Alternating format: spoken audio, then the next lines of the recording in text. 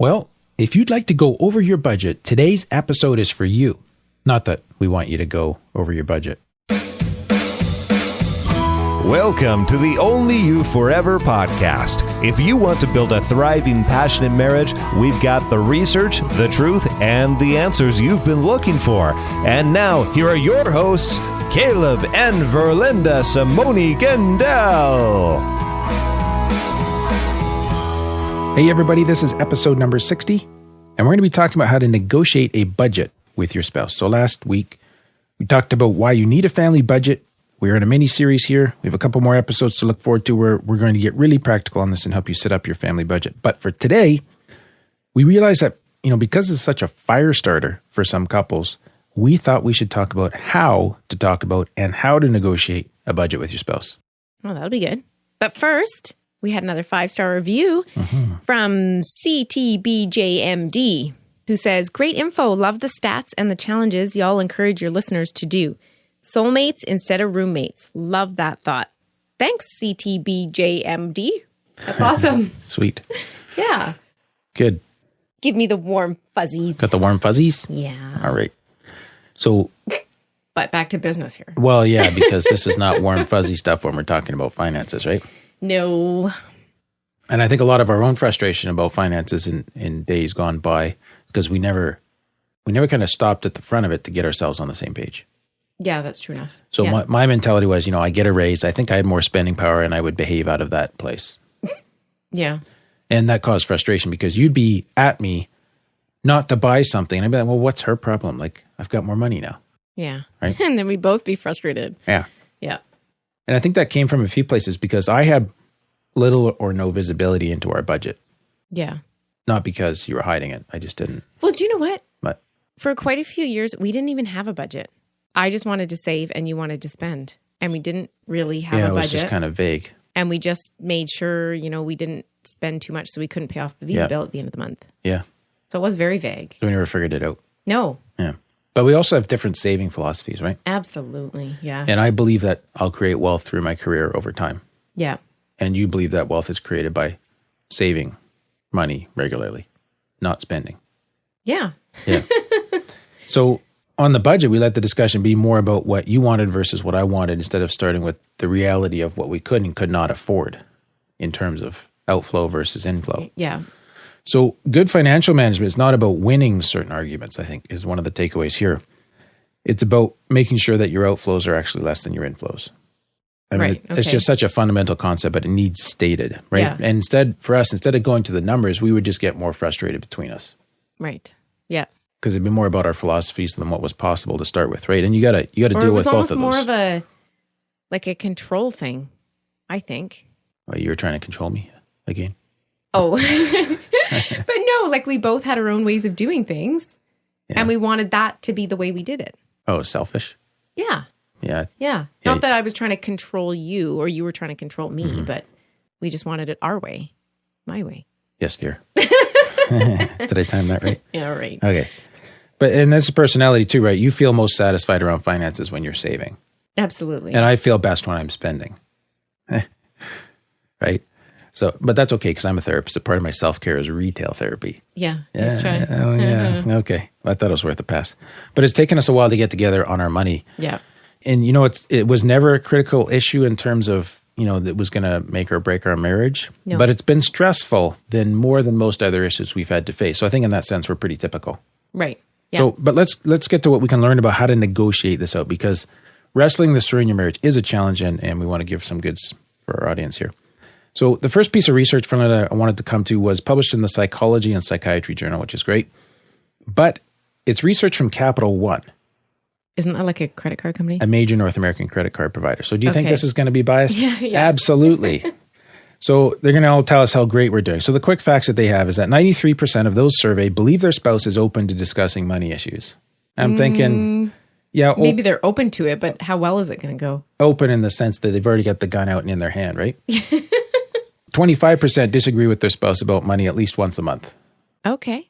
I'm thinking... That might be accurate-ish. I was thinking more like 80, 90%. Oh, really? You're going to say something or feel something about some misalignment in spending philosophies. Okay. I don't know. Maybe I'm being pessimistic today. Sounds like it. They did notice that young people are more prone to conflicts with their spouse about money, which is true, younger people. Yep. I've seen that research elsewhere. 76% of couples believe they share the same philosophy as their spouse when it comes to managing money, such as saving versus spending.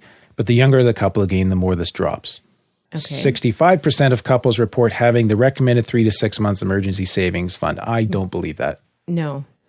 And most spouses spend independently of each other and only consult if it's over a certain dollar amount. So they're painting a pretty nice picture, which is, that's fine. So, to be fair, I don't have any horror stats on the flip side of this. But I just wanted to point out from the Federal Reserve this statistic, which for our overseas listeners is a U.S. government institution. As of February 2015, there were $4.5 billion in outstanding car loans, $12 billion in consumer credit card debt, just under $10 billion in 24-month consumer debt loans. Just under 10. And we're going to talk about consumer debt in a little bit. Yeah. He did talk about it a little bit last week, but. Yeah. So do I think that there's more financial stress in marriages than Capital One is reporting? Absolutely. Yeah, for sure. Yeah.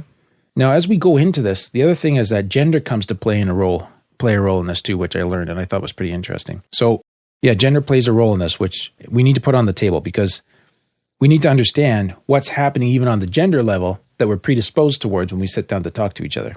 Okay. 62% of households report that savings and investment decisions were made jointly. Men were primary decision makers for 26% of households and 12% female were primary. There's a little bit of a power balance towards male. Yeah. Okay. Imbalance, I should say. They found that women's involvement in household financial decisions increases with their share of household income and their formal financial education and decreases with their spouse's share of income and formal financial education. So the balance of power about decisions is related to how much money you're bringing into the home and how well educated you are in this area of finances. Okay. Yep. The woman's involvement also decreased with the wealth of the household. So as the household was wealthier, the woman was less involved, the wife. Really? Yeah. And it implies that women are more likely to have an influence on financial decisions when they contribute a larger income share in the household. Okay. So like a stay-at-home mom wouldn't have a lot of decision. No, it's like power. He earns it. He gets to say how they spend it. Okay. Yep. So the results in this kind of point to a bargaining approach to when we're modeling how to do this in the household. So the power in the household in terms of involvement in making important financial decisions is greater when the individual has more command over financial and educational resources. So if I make more than you and I am more skilled financially than you, I have more power over the decision. That's how this is playing out. Okay. Not saying if that's good or bad yet, just this is what is being observed. Okay. And a lot of articles cite this observation in the corollary that most wives have little influence as a result because generally there's a pay imbalance in North America. Right. But it begs this question. If it's common practice that whoever earns the most gets the most say in finances, is this a good way to go about it? That's the question I want to raise. Okay. So if I earn more, I get the most say. Is that a good sound? Yeah, no. You don't like that, earn more than me, right? So, and there's a lot of guys out there saying, you know what? By the way, nice job crossing your arms and the defensive Shut up. body posture there. Just the chair's uncomfortable. Oh, yeah, sure. But there's a lot of guys saying, duh, yeah, like I earn it, I get to spend it. Okay. Yeah. Yeah, I can just relate to that completely. What? So you're saying I'm like this? Absolutely. Duh, yeah. So let's flip this on its head in a second and I'll preach it myself here. Okay. Evidently. I can preach at you if you want. Yeah, no, not in public. Okay. So talking to husbands. Okay. Mano a mano here. So you can sit back and watch man to man. Oh, okay. Something happens, husband, and you get a disability so you can't work, but everything else stays the same in your life. You're a stay-at-home dad. Your wife becomes the income earner for the family. The things you want to spend your money on are not going to change. Okay. But now, by virtue of the terms you've already established, you have the minority vote on where the money goes. Oh. And I'm thinking when I propose this to myself as a husband, I'm starting to get uncomfortable. Right. Yeah. And you're starting to enjoy the conversation. Yeah, because this whole idea that whoever makes the most Yep. gets the most power. Yep. It's kind of predicated on this idea that there's a me and a you in the context of a rather marriage. than an us. Yes. Ah. So you get married because you want to be together. You don't Yep. get married because you want someone to dominate. No, Usually. I didn't anyways. Most people don't. Okay? I didn't either. Okay. I'm glad to hear that. But when it comes to money, that's exactly what you're doing. If you're thinking that I earn it, I get to spend it. Yep. Yeah. And so we're violating our own value systems as husbands, and hence there's friction. And maybe you go along with it now, but does this make you feel safer, more secure? I think not. That's my premise, right? Okay. Because it's saying, we're together and everything, but the money is mine, really. I get the call on that. Yeah. So I just really want to challenge you on this, to really look at your fundamental values and ask your spouse, how do you experience this? Talk to your wife. Mm-hmm. Say, the fact that I earn more than you and I make a lot of the decisions, how does that go for you? And she'll be like, well, sometimes I resent that. I'm thinking she probably would say that. But how is it then that usually the wife is the spender? I don't know. I don't know either. I'm not. So I don't want to globalize, though, right? Not every couple's going to be like this. No. Right? No. In most couples, one spouse is the money manager. As in, that spouse pays the bills, keeps track of spending, creates and uses a budget. And I think this can happen for a few reasons, like the one spouse has more expertise or experience in that. Yeah. Or has more time available to do it, or enjoys it more than the other spouse. Mm-hmm. Like some people like tracking stuff and other people like, oh man. Yeah. Like, please, no. And I believe it's okay for one spouse to be the money manager. In fact, it probably makes the most sense. But I think what works for us is I share power and control by giving you the money manager position, even though I'm the earner. Okay. And I'm wondering if that's a good model. Because I get concerned when I hear about the husband earning and controlling the money to the point where the wife is being treated like a child. That's the extreme I want to avoid. Right. That's hard to hear about. Yeah. Yeah. But for most couples, where there's not significant power and control issues, there's other struggles. And you put the power issues aside, the next most important factors as you consider how to negotiate finances are, number one, trust, which I think we need to talk about. Because trust must be earned in the area of spending money as well as in other areas of marriage, right? Right. And it has to be between both spouses for spending and for budgeting. So whether you do your accounts together or separate, having access to both and trusting in both directions is very, very vital. Yeah. So I think, like, as a wife who stereotypically is the spender, we need to earn that trust. Right. Right? Like when... respect your husband's spending values or come to agreements on them. Yeah. But when we find out that, money's tight this month and we go out and spend anyways, like we've just completely undermined the trust that our husband should have in us. Yeah. So we need to be careful in that department to respect each other and trust each other. Or even whoever's the spender and the not. I would say even eliminating the gender, don't you think? Yeah, absolutely. I guess I was just speaking for myself. Because the non-spender is probably going to feel the overexpense more. Yes. I'm guessing. And there's no guess there. Right. The communication part here is essential too. So that's the second part when we're negotiating. Like you actually have to talk about this.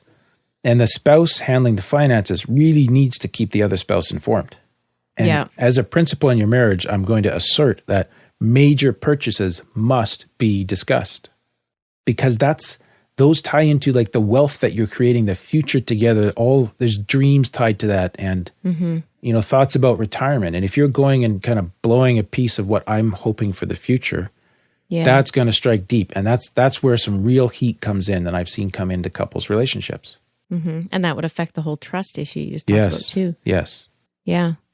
So at the end of the day, Verlena, when it comes to actually time to negotiate, discuss, or just chat about financial matters in your marriage, we still have to use the standard communication skills. Like there's no specialized set of finance skills. Right. Or for the conversation. Communication skills, yeah.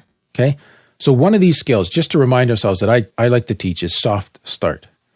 And from Dr. John Gottman. So a harsh startup happens when you're reviewing like our credit card bill and you're like, you blew the budget again. You are so unbelievable. That's a harsh startup. Like, how is that conversation going to go after that? Not so great. Yeah. So when you begin with this criticism or sarcasm, you go from neutral to negative right away, and then you're into a disagreement. Yes. Yeah. And we don't want to do that. So if we start softly, then we can work together to resolve the problem. Yeah, because they don't accomplish anything by starting with an attack. No. It's rarely productive. And it doesn't feel good to get that either. No. Yeah. Now, at the same time, these researchers found that those who are more satisfied financially engaged in less harsh startup. So it's less likely to be harsh if you start by being more satisfied financially. Well, we learned last week that it wasn't necessarily not being in debt. It was your perception of how well you felt you were handling your finances. Yeah. Which is kind of the chicken and the egg, which comes first, isn't it? Yeah. Right? Yeah. So the financial satisfaction or the good communication? Oh. Well, and I think, well, whatever, right? Because to solve any problem, the stronger your communication skills, the better. Yeah, absolutely. But I want to unpack this financial satisfaction a little bit more before drawing any conclusions here, okay? Okay. So here's a key point. The researchers found a link, okay? If you're more satisfied financially, you also tend to have higher shared goals and values.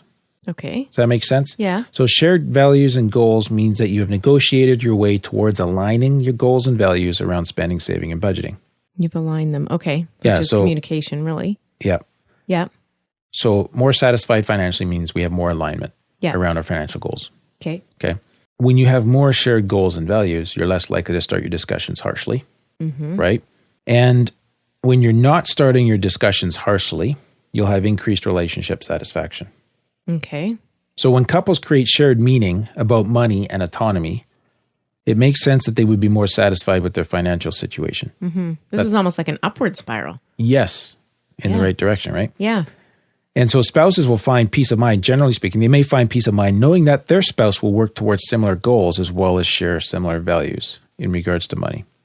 So this is where I'm kind of challenging to think about how we can draw together on our thoughts about these things as a couple and really create something new and better so that when finances are the issue, they can actually become a strength for your marriage Oh, okay. instead of a sore Okay. point between you by learning to create shared goals and values around this area.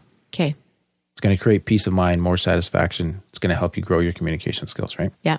And I think this is important because it means that having common perceptions about the meaning of money, having those similar hopes and dreams, having similar values about autonomy and independence, which is your ability to kind of spend that but still be in collaboration with each other. Yeah. You know, that whole concept of being together and developing that may actually be more important than the communication itself. So, well, the communication helps, but now we're kind of icing the cake Okay. By sharing those, by not being just, aligned. yeah, like I guess I'm trying to say it's more than just skills. Okay. Like really good conversation skills are great. But Yeah. what we need to do is get on the same page. Right. Make sense? Yes. Okay. So are you going to tell us how to do that or? Yeah. Okay. I got that. There's 4 points I've got coming up. Okay. But I thought you could just tie it back to a story, right? So because we want to work towards aligning the meaning we give to all things financial and align the goals that we have related to all things financial. So for us, there was a turning point for me when I realized that it put a great big safety blanket around you if we had a clear retirement savings plan. Yes. This is where it went beyond communication skills to understanding and acting, Okay. right? Yeah. So we were going to set aside our money for this monthly commitment and we're going to invest it wisely, Yeah. right? And, you know, this is a quick shout out to our investment advisor, Edwin Paulsma from Raymond James, licensed for BC and Saskatchewan. So if you want his contact info and you live in either of those places, shoot us a note. But when I chose to align with this value you had, it helped our marriage because it made our marriage a safer place for you. Right. What was I doing in that act? I was choosing to share specific goals and values, to join with you in them. Okay. Okay, so yeah. Well, like as we said last week, like we all say that our spouse is more important to us than our money, right, but we don't live that. right, So this is lining that up right, and saying that, no, my spouse is more important. So I'm going to make sure they feel comfortable yeah.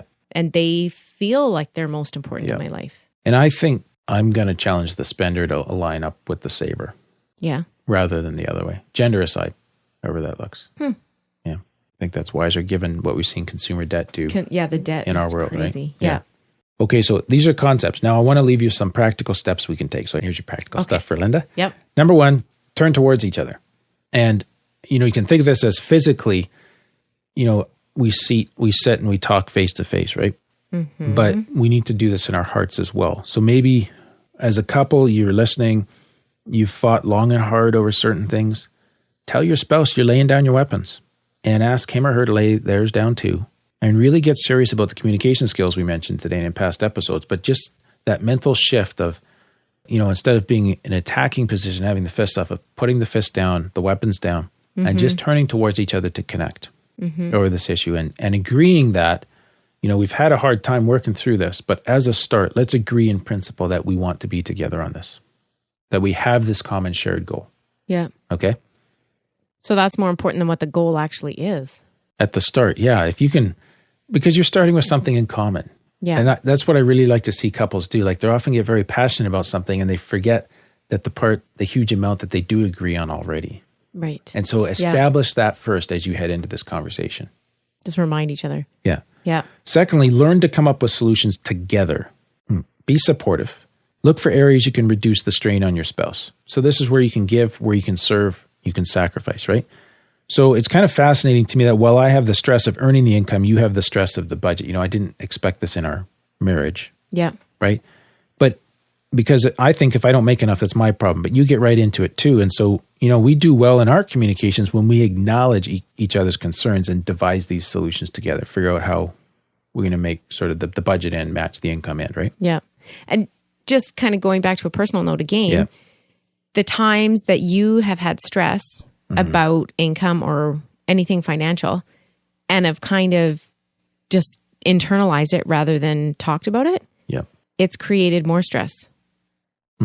Right? Because I knew something was wrong, but I didn't know what was wrong. And like it just works so much better than when we actually talk about it and you make yourself vulnerable and say, you know what, I'm scared about this. And in those moments, we're focusing on emotions, right? Yeah. That we have as they relate to the problems that we're experiencing. And then we can work on solutions together. Right. Because then we feel together because you've made yourself vulnerable. You've opened up. Yes. We've connected. Yes. So having both that emotional approach and in this case, the solutions approach, couples that focus on that together, they do best with financial problems, right? Okay. So the third thing I want you to think about is your own personal spending and saving style. So recognize family of origin effects and how this was informed by the family that you came from and compare that to your spouse's family. Don't necessarily see one as right or wrong. Right. You want to take the strengths and leave the weaknesses, right? But talking about this is helpful because it all plays together. And my premise here for this third point about understanding your own spending and saving style and your spouse's is that the more understanding you have, the more compassion you'll develop. Right. Super important. Right. And finally, again, work very hard on always being a trustworthy spouse in this area. Be collaborative. Don't be selfish. Don't be controlling. Be stable in your spending rather than impulsive. And this is a huge help towards being more together in financial problems and in solving those problems as a couple, is being trustworthy. So important. Yeah. Agreed. All right. So this is a really complex issue because there's so much at play when we come to these things and how deeply it ties to goals and yearnings and visions for the future and that thing. And there's real stress that goes with this. But I hope this has been helpful for you. What? Can I interrupt again? Yes. I was just thinking how when I get upset or I'm stressed about something, I just get loud and I don't mean to, but it's almost like I almost don't even see it. Yeah. And if I'm stressed about finances and I come at you like that, even when I'm not meaning to, it can look like I'm really mad at you. Like an attack, yeah. Yeah, look like an attack. So while I need to practice soft startup, I think as a spouse, if your spouse comes at you like that, going back to your understanding point, just realizing that, you know what, maybe they're not attacking me. Maybe they are, but maybe they're not. That's how I'm going to interpret it. Yeah. And I can tell that they're really upset about this. So let's try and figure out why and what we can do to solve it. Yeah. So it's like reframing it in your own mind and seeing it as obviously this must be really important to you by the level of your distress. Therefore, rather than attack back. Yes. I'm going to join you and try to understand. Yeah. Brilliant. Yeah. Thanks for bringing that up. So if you want more help, feel free to reach out to us. You can send us an email to questions@onlyyouforever.com or go to our website, look at our coaching packages at onlyyouforever.com. And we're just so available to you to be helping you with discussing and resolving financial issues. Something we'd love to assist you with. Yeah. So that's all for today's episode, I guess. You can get the full show notes at oyf.link/60. Remember, we want you to build a marriage you'll enjoy today and treasure for a lifetime. And if there's anything we can do, please reach out to us via website or email or Facebook. We love to help. And next week is the Big Kahuna, episode 61. Well, sort of. That sounds exciting. Well, this is where we get really, really practical. We're going to help you create a family budget. Right. Which is cool. So there'll be a special download for you there. We'll talk more about all of that next week. In the meantime, take care and God bless.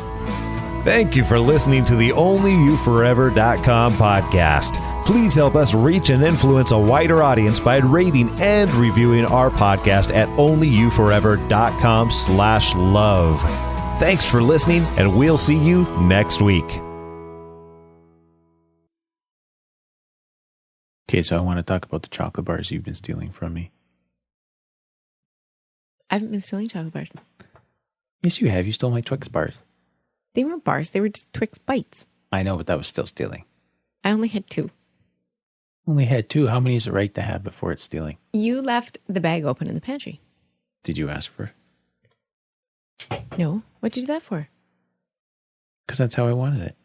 But that irritates me because it rubs on my arm. Oh, I'm sorry. I have this for a reason. Why don't you put it back the way you want it and go ahead and steal my Twix bars? No, I just needed some chocolate. All right. Should we get started then? I'll just forgive you for the chocolate bar. Can I have some more chocolate? Right now? Well, when we're done. No. It's my chocolate. Well, don't leave it in my pantry. It's so handy there, though. Yeah, I I know. thought it was our pantry. Well, then it's our chocolate. Perfect. Okay, let's go.